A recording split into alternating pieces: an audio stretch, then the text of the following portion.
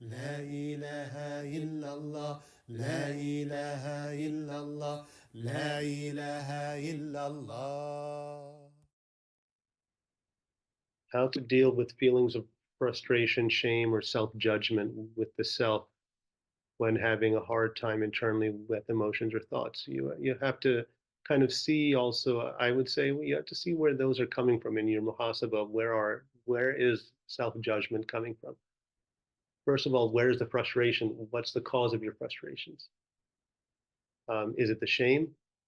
Is it the self-judgment? It's almost as if you've given me words that if you're peeling them back, you see what's happening. You know, like if you're frustrated about something, maybe you peel back that layer. So what's the cause of that? It's a shame about something, or it leads to a shame. What's that all about? Which implies you peel the layer, some kind of self-judgment, right? But when these feelings come independently of each other, um, uh, you have to also be merciful with yourself. I would say, um, give yourself a break a little bit, right? And take a look at whatever's happening in your life that's led you to a place of either overwhelm and feeling frustrated in life, right? Frustration also, often has to do with expectations and desires that have not been met, or expectations that have not been met. So then take a look at those expectations and take a look at what they're telling you about yourself and your perception of things, your perception of the world. So in your muhasaba, you should take a look at that, how you perceive things. Right? And the answer may be there because usually it will open you to an insight into the relativity of how you're looking at things. It's not in fact the way they actually are, and this often diffuses the weight of a lot of self-judgment that comes from a self-perception or the perception of a matter in terms of expectation that I should be like this. Well, why? Take a look at that. That's often helpful in one's the muhasaba and self-introspection.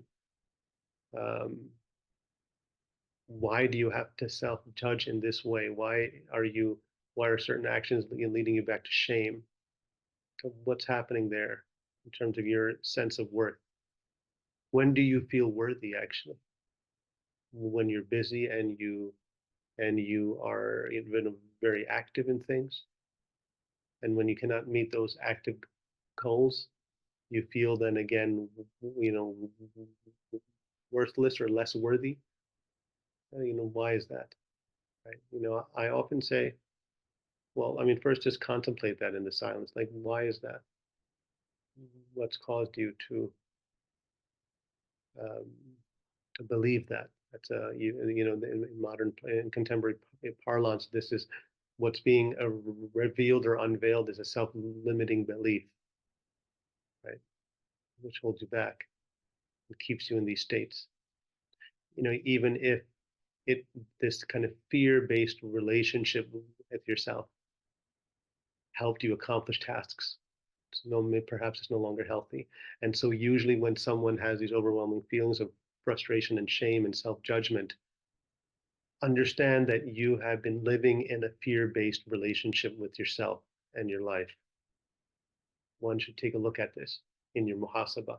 And when you see it clearly, understand it's coming from nafs that thrives on fear and grief, right? Um, on khawf in Arabic and dhan, or like zun, right? Uh, and these are the two kind of like the wings, I'd say, of the nafs, of the separate self. And if you're motivated by this, it cannot take you where you think it will. It may have been effective to some degree, right? To study for a test, or to get this or to get that, this accomplishment, right? Or to meet a deadline. But you will feel overwhelmed, exhausted, frustrated. it will never be enough because it's fear-based, and it's an illusory loop that keeps you in a pattern. But if we begin to cultivate spiritual insights and practices and attitudes, we begin to increase, our sense of, we begin to increase our awareness of ourselves and of God's presence in our lives. And this may shift that we then begin to be in a more knowledge-based and love-based relationship with ourselves, with Allah subhanahu wa ta'ala, and with our lives, right? This may, if one contemplates this and contemplates the qualities of God that align more with mercy and love and his generosity and his facilitation of things and his strength as we forget our own, this sometimes enhances the possibility of going beyond a fear-based, right, relationship, whether it's with Allah, right, or whether it's with yourself and your life, right. Fear-based with Allah and life, it has a function, but when it becomes an identity that we're stuck in, this is the problem, spiritually speaking. I hope that's helpful. لا إله إلا الله لا إله إلا الله لا إله إلا الله لا إله إلا الله لا إله إلا الله لا إله إلا الله لا إله إلا الله لا إله إلا الله